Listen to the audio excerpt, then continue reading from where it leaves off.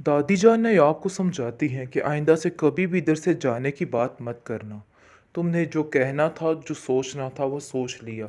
लेकिन मेरी मर्ज़ी के ख़िलाफ़ आइंदा से तुमने अगर कोई कदम उठाया तो मैं तुमसे बहुत सख्त ख़फ़ा हो जाऊँगी। आगे से वो कहती है कि मैं बहुत ज़्यादा शर्मिंदा हूँ, लेकिन यकीन मानिए इन लोगों की बातों की वजह से मैंने ये सब कुछ किया है, वरना मैं आपको कैसे छोड़ के जा सकती थी। और आप देखेंगे कि वो कहती है कि तुम्हें तानिया की या किसी भी बातों में आने की कोई भी ज़रूरत नहीं है। देखो अपने दिमाग से फ़ैसला किया करो। जुनैद भी इसको यही बात समझाता है और कहता है कि भाभी मैं भी आपसे यही बात करना चाहता हूँ, क्योंकि आप बहुत जल्द उन लोगों की बातों पे यकीन कर लेती हैं। आपको सिवाय नुकसान के और कुछ भी नहीं होता है।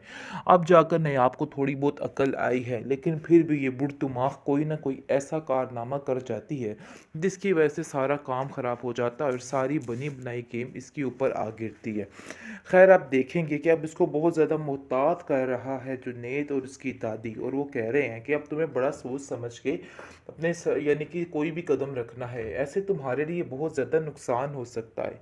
जुनैद इसको बार बार ये बात समझा रहा है, लेकिन फिर भी दूसरी तरफ जुनैद काफ़ी परेशान है अपनी बीवी की वजह से, क्योंकि जो हालात हुए हैं वो सारा उसने अपने ऊपर डालने ही नहीं दी और कहा है कि मैंने तो ऐसा कुछ भी नहीं किया। जो कुछ हुआ है बस सरासर गलती से हो गया है, मेरे सरप्राइज़ की खातिर ये सारा काम ख़राब हो गया। यानी कि अपने पैरों पर उसने पानी नहीं बैठने दिया और उसने कहा है कि मेरी इन सब चीज़ों में कोई भी गलती नहीं थी। जो कुछ हुआ सिर्फ़ और सिर्फ़ एक हादसा था, जिसकी वजह से सारे ही उसकी बात पे यकीन कर लेते हैं। लेकिन उसकी माँ को इस बात का अंदाज़ा हो जाता है और कहती है कि तुम जानबूझकर ये सब कुछ कर रही हो, सिर्फ़ और सिर्फ़ अपनी ज़िद और अना की खातिर ये सब कुछ कर रही हो। देखो नयाब का पीछा छोड़ दो और अपनी ज़िंदगी पर ध्यान दो, वरना तुम्हारा बहुत गहरा नुकसान हो सकता है। मैं तुम्हें यही समझाना एक चाहती काम करना है, यानी कि इससे पक्की पक्की जान छुड़वानी है। वो जमीला बेगम को अपने पास बुलाती है और कहती है कि तुम्हें नयाब के लिए एक छोटा सा काम करना होगा, यानी कि मुंह मांगी रकम तुम्हें दी जाएगी। जिससे जमीला तो पहले घबराने लग जाती है और कहती है कि नहीं जी, अगर घर वालों को इल्म हो गया और ज़रा सी भी बिनक पड़ गई तो मेरा काम खतरे में पड़ सकता है। जिस पर वो कहती है कि तुम्हें मैं इतनी रकम दे सकती हूँ कि तुम सारी ज़िंदगी सुकून से काम किए बगैर रह सकती हो, इसलिए तुम्हें परेशान नहीं होना। बस इनकी खुशियों में मिलावट करनी है और ये गोलियां बस उसको खिला देनी है ताकि इस लड़की का काम तमाम हो जाए। जिस पर वो कहती है कि काम तो बहुत मुश्किल है और इसके लिए आपको भारी रकम देनी होगी। यानी कि लालच बुरी बला है। वो फिर दोबारा से लालच में आ चुकी है। वो ये नहीं जानती है कि उसका अंजाम क्या हो सकता है। खैर फ़िलहाल ज़ावियार तो काफ़ी खुश है और उसकी खुशी में खलल डालने के लिए निगार और तानिया आ चुकी हैं और फिर मैदान में आकर वो ये बात कर रही हैं कि अब हमें फटाफट इस ज़ावियार के दिमाग को दुरुस्त करना होगा, क्योंकि जैसे-जैसे वक़्त गुज़र आए ज़ावियार का दिमाग बहुत ज़्यादा ठीक होता जा रहा है नयाब के बारे में। ये चीज़ उनको बर्दाश्त और हज़म नहीं हो रही, जिसकी वजह से आप देखेंगे कि वो फ़ैसला कर लेती हैं कि काम को फटाफट से ख़त्म करना है। लेकिन दूसरी तरफ दादी जान काफ़ी ज़्यादा खुश है और कहती है कि तुम अपना ख़्याल रखना, क्योंकि मुझे पता है नयाब कि तुम टेंशन में सब कुछ भूल जाती हो। लेकिन तुम्हें बस यही कहना चाहती हूँ कि अपने घर में ठीक रहा करो, अपने दिमाग को दुरुस्त रखा करो, क्योंकि ऐसा तुम्हारे लिए ही बेहतर है और किसी की बातों में आके अपना आप ख़राब करने की कोई भी ज़रूरत नहीं है। बस मेरा यही तुमसे वादा है कि तुम्हारे लिए सब कुछ ठीक हो जाएगा, यानी मैं तुमसे वादा करती हूँ और मुझे यकीन है।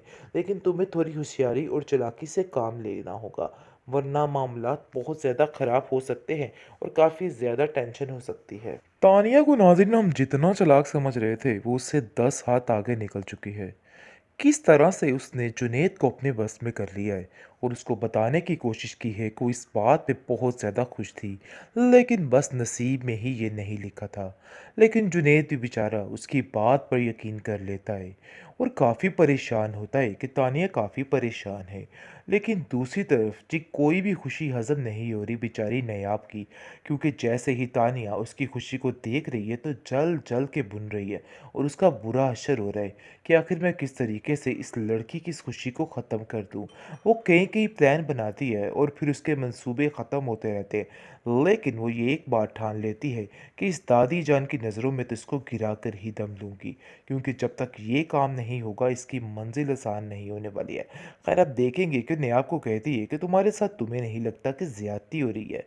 बहुत ज़्यादा परेशानी वाली बात है। लेकिन नायाब अब थोड़ी सी चौकन्नी हो चुकी है।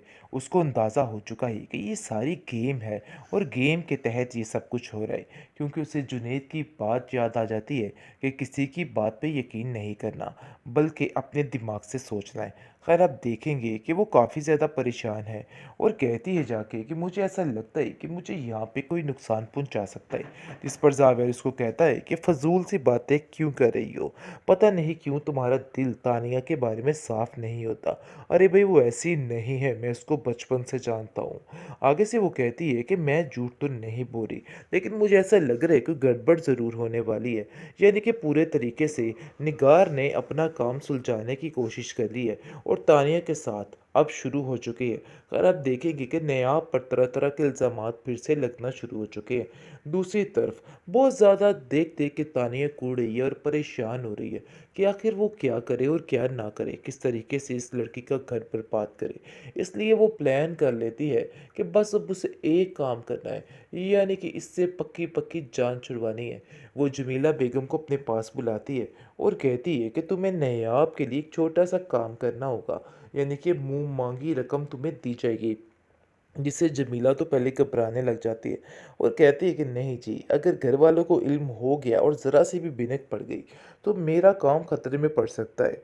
जिस पर वो कहती है कि तुम्हें मैं इतनी रकम दे सकती हूँ कि तुम सारी ज़िंदगी सुकून से काम किए बगैर रह सकती हो, इसलिए तुम्हें परेशान नहीं होना। बस इनकी खुशियों में मिलावट करनी है और ये गोलियां बस उसको खिला देनी है ताकि इस लड़की का काम तमाम हो जाए। जिस पर वो कहती है कि काम तो बहुत मुश्किल है और इसके लिए आपको भारी रकम देनी होगी। यानी कि लालच बुरी बला है। वो फिर दोबारा से लालच में आ चुकी है।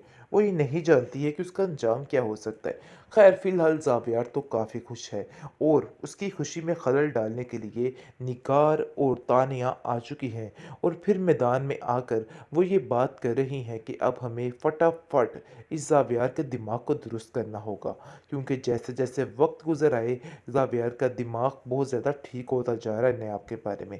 ये चीज़ उनको बर्दाश्त और हज़म नहीं हो रही, जिसकी वजह से आप देखेंगे कि वो फ़ैसला कर लेती हैं कि काम को फटाफट से ख़त्म करना है। लेकिन दूसरी तरफ दादी जान काफ़ी ज़्यादा खुश है और कहती है कि तुम अपना ख़्याल रखना, क्योंकि मुझे पता है नयाब कि तुम टेंशन में सब कुछ भूल जाती हो, लेकिन तुम्हें बस यही कहना चाहती हूँ कि अपने घर में ठीक रहा करो, अपने दिमाग को दुरुस्त रखा करो, क्योंकि ऐसा तुम्हारे लिए ही बेहतर है और किसी की बातों में आके अपना आप ख़राब करने की कोई भी ज़रूरत नहीं है।